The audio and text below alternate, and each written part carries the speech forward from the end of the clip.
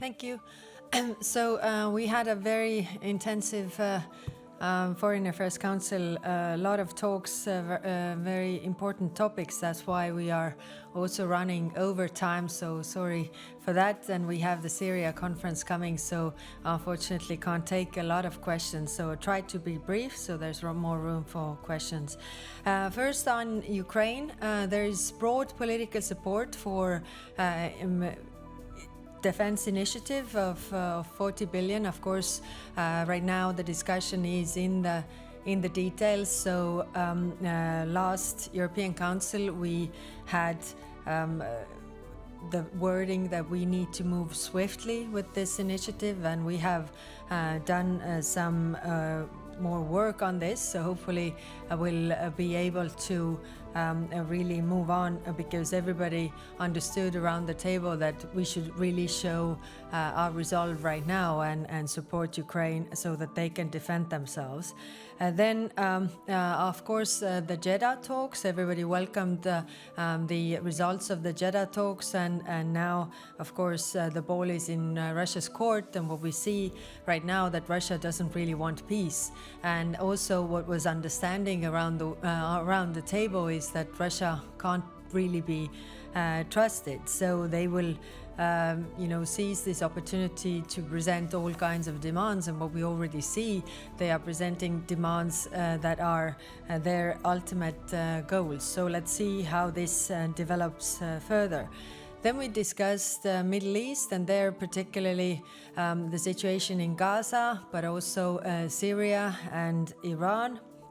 So on Gaza, everybody condemned the politicization of humanitarian aid. Humanitarian aid has to reach the people in need in Gaza, and also we were welcoming the Arab peace plan or Arab reconstruction plan for Gaza. Of course, there are elements that need to be discussed further. What is very important for the Europeans, that Hamas does not have any future role in the rebuilding of Gaza.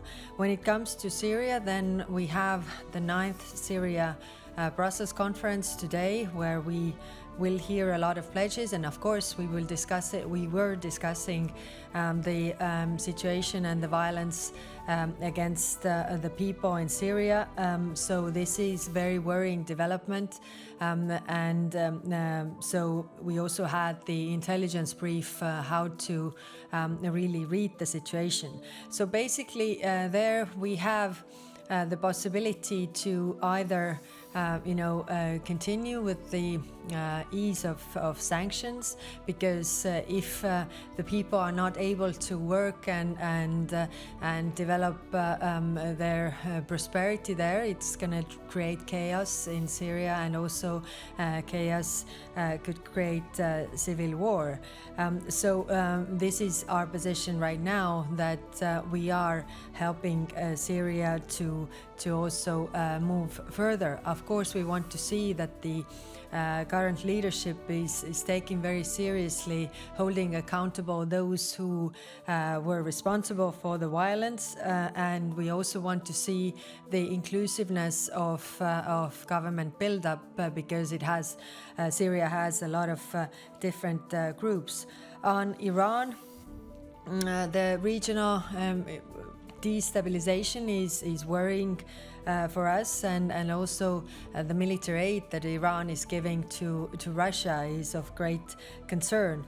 We were discussing also the hostage policy that Iran has, and how we can all then unified manner deal with this. And of course the big question is the nuclear program and how we can proceed there. Of course, there we have the E3 countries which have a very specific role, but it's important that we all are in the same place. So these were in broad the discussions we had. We discussed also our relationship with United States, but it was very much focused on the tariffs and the trade relations. So we had Commissioner Sefcovic, who was also giving us the overview what